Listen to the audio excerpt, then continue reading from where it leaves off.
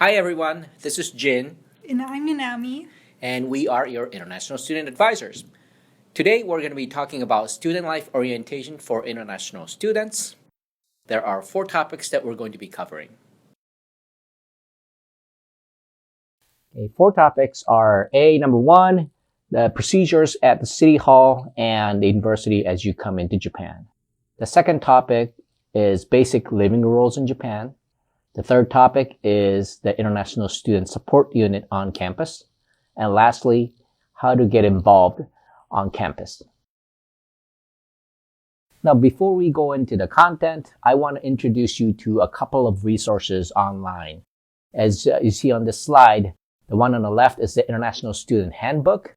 One on the right is our website. Both of the URLs are listed below this video. So if you have to go back, look for deeper resources, please refer to these websites. Okay, so we'll start with the first section, which is registration procedures that can be done at the City Hall and the university. So the procedure at the City Hall is mandatory for all students, regardless if you are an exchange student or a degree-seeking student. So there are 3 things to be done at the City Hall as soon as you receive your student card. So these are registering your new address, applying for health insurance, and applying for exemption from pension plan payments. So we'll explain further about these in the next slides. But what to bring to the City Hall? So there's 3 things that everyone needs to bring. These are your residence card, your passport, your student card. And other things to bring, your My Number card if you have one. This is like a Japanese social security card. And your move-out notice from your previous municipality if you moved from within Japan. Okay, so the first thing you need to do is register your new address. So this is important because once you register your address, it will be stamped on the back of your residence card. Now, your residence status may be revoked if it's found that you don't have this stamp. So please make sure to do this. Now, at the City Hall, this is even going to be more important than what Nanami has introduced. This is probably the most important issue here. National Health Insurance Registration. Okay, the Japanese government sponsors this health insurance. It covers 70% of the medical bills up front. And I want to emphasize up front. Let's see if you were to get an accident like I did 5 years ago, and you break your legs and go through a surgery and it end up being costing about 10,000 euros or dollars, which would be 1 million yen. You can rely on your own insurance policy, but the likelihood is that you're going to have to pay up front and then get it reimbursed later. Whereas if you have this insurance, you will only be charged 30% of the medical bills up to probably 80,000 yen or $80, 80 euros. Everything else is covered by the government. And not only that, because you do not have income in the previous years, you're going to be qualifying for a very, very cheap premium rate of about 10,000 yen. We pay about 30 times more just because we're working people. And so basically you and I are getting the same benefit, but you're getting it for a very, very cheap price. Protect yourself, enroll in this insurance when you go to the City Hall. And all the detailed information is available in the URL below this video. Now, this slide is about saving your own money, okay? As a resident, you are generally required to participate in this national retirement plan or the pension plan. However, because you are a student, you can apply to be exempted from this policy, which will end up saving about 17,000 yen per month. So please file for exemption at the City Hall. Again, the detailed instructions are listed below this video. Okay, so this is not one of the mandatory procedures, but I'm going to talk a little bit about the My Number system. So once you register your address at the City Hall, your My Number notification card will be mailed to you. Your My Number is like a social security number. You may be asked for it when you're applying for a job or by your employer. If you would like, you can also apply for a photo ID card at your City Hall, which is called a My Number card. Okay, moving on, we're going to talk about registration procedures that can be done at the university. So this is information for those who will pay tuition to Hitotsubashi. so privately funded degree-seeking students. This is about one of the financial assistance programs that the university offers. If you think you may qualify, you can apply to be granted full or partial exemption from tuition fees.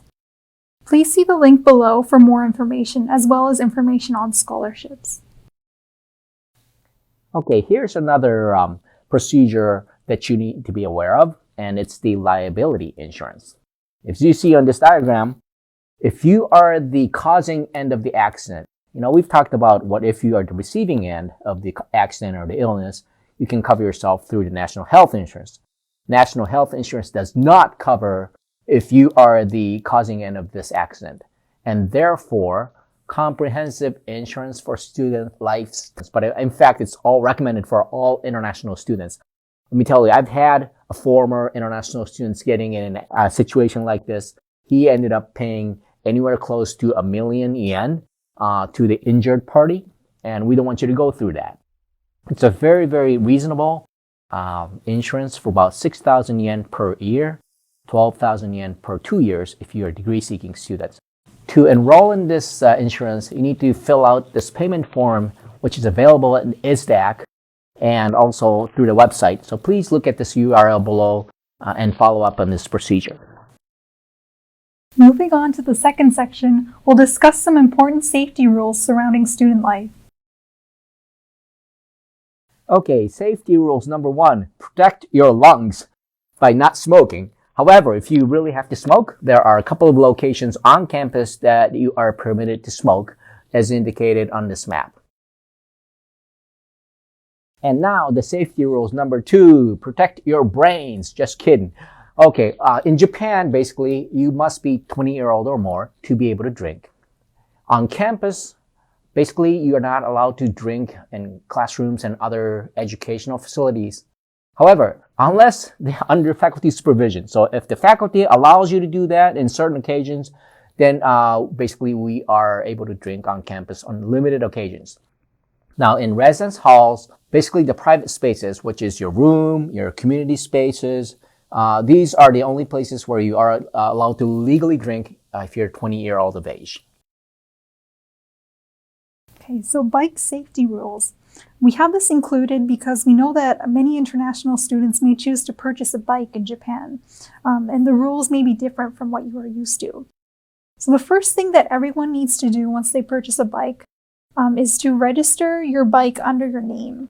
So you can do this at the bike store or at your local police station. So this costs around 500 yen.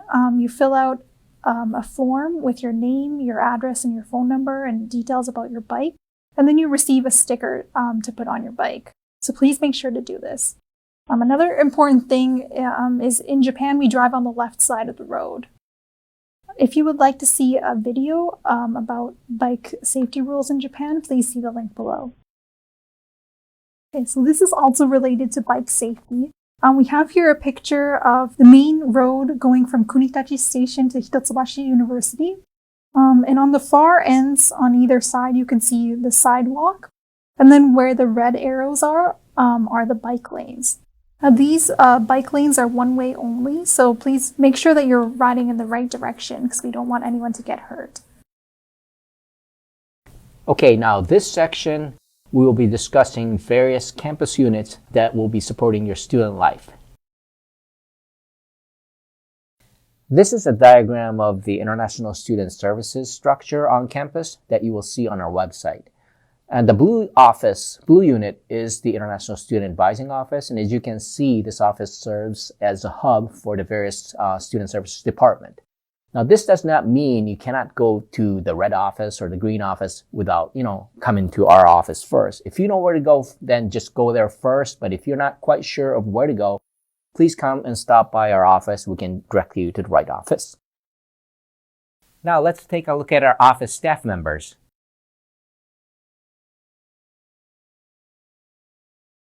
Now, the International Student and Study Abroad Advising Office uses somewhat of a hybrid office hours. Let me talk about that. From Monday to Friday, we have a walk-in advising from 10:15 to 1:15. No appointment needed. Just come to our office physically and we will be able to talk to you. In the afternoon from 2:15 to 5:15, we will take appointment only on online Zoom session. And so we're physically not there. The office will look like it's closed, but we still offer advising sessions online in the afternoon. For more details, please look at the website below. Okay, so now I'm going to talk about the red box on the left side and the green box on the right side. So the red box is student services. So for undergraduate students and exchange students, this is the Educational Affairs Division. And for graduate students, this is your Graduate Programs Office. Now you're probably already in contact with these people, but they can help you with all administrative things such as course registration, issuing official documentation, or replacing your student card. Now on the right side, in the green box, we have housing services. And we have this included because we know that many international students choose to live in one of our residence halls. Now, if you have any concerns regarding residence life, you can direct them to the Student Services Division, or of course, your RAs or CAs, as well as on-site staff. Now here we have more information about the Educational Affairs Division and the Student Services Division, which are both located in the same building on the Comunity West campus. Please see the slide for information on opening hours. Now, you may require official documentation from the university at some point. For undergraduate students and exchange students, the Educational Affairs Division can do this. And for graduate students, your Graduate Programs Office can do this. So please see the link below for a list of who to ask for each type of documentation. All right, so back to this diagram, we're going to the blue office, which basically is the health center for international students and domestic students. But before we go into the health center, I just want to mention that the yellow box is something that we're not covering in this orientation video because it's the faculty members. They will also be able to assist you on all the academic related matters. Now let's go to the health center. Now, health center is where you go and be seen for all the medical symptoms. There's professional doctors, professional counselors, psychologists out there, and their hours of operations are listed here on the slide, but they will only be able to see you through appointment. So please make an appointment, either call them or email them. Their contact information is listed on the website here. Now, I do want to introduce you to one external unit that may become handy for you, and that is the Tokyo English Lifeline, or TEL for short. As you can see, this is a hotline in English for all the students and foreigners in Japan. Their contact information is listed on the website, and all the crisis happens usually out of business hours and midnight or weekends. So if you really have to reach out, please utilize this phone number. It's University Guidelines for COVID-19 Prevention. So we ask that students take all necessary precautions to ensure the safety of themselves and those around them. So this includes monitoring your health and staying at home if you don't feel well, or especially if you have a fever, and wearing a mask in all public spaces, as well as practicing social distancing. So in Japan, we say to avoid the 3 C's. So these include confined spaces with poor ventilation, clustered areas where there are a lot of people, and close contact with others. The university issues regular updates on its website about COVID prevention, so please make sure to check the website frequently. We sincerely hope that this doesn't happen, but in the case that you're diagnosed for COVID-19, please report your status to the University Health Center immediately.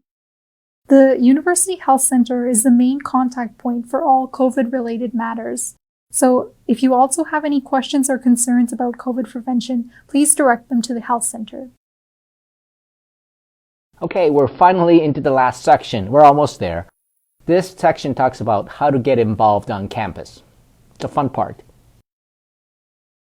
Now, if you are a degree-seeking student, one way you can get involved is to become a resident assistant or a community assistant at one of our residence halls. We currently have a total of around 70 RAs and CAs who are working to create a better residence life for students. Recruit new staff every year around June and November, so please check our website around that time if you are interested. we have more ways for you to get involved, and this involves more of a social interactions on campus. It's called Language Community. For those who are able to speak English, of course, all of you do, Chinese and Korean. There are many Japanese students who are interested in learning these languages in exchange for, providing Japanese conversations for you. And so we get together on Wednesdays and Thursdays during lunch period. And then we have these social interactions that are coordinated through our student coordinators. For more details, please look at website below and please get involved. Hey, this is the last slide. Wake up. Okay, so let's talk about the general things to be aware of when you consider joining these club activities. Okay, and number one, make sure that your class schedules and the practice schedules are not in conflict. Number two, know where the locations are. You live in, for example, Kodaira, and the practice takes place in 20 kilometers away from your site. It's probably not going to work out. So make sure where the practices are happening before joining this club. Number three, make sure that the club activities, your academic activities, and your personal/travel activities are in good balance. You came to Japan to do many different things, and so you don't want to overcommit to one thing. And last, number four, somewhat related to that, there are some club activities that are very, very demanding. And, if you know that that's what you're getting into and then join, fine. But if you're not aware of those issues and then join, now it's hard for you to quit that club activities, that's going to put you in a bind. So make sure you know what you're getting into. And finally, there are some student organizations, unauthorized student organizations, that pretend to be a chorus group or study group, but when in fact they are really trying to get you into something else, like a cult or some very extreme philosophies. If you find yourself in that kind of situation, please come talk to us, but also, try to use your common sense and try not to get into trouble. And that concludes our student life orientation. We look forward to meeting you in person, and we hope you enjoy your student life at Hitotsubashi. See you!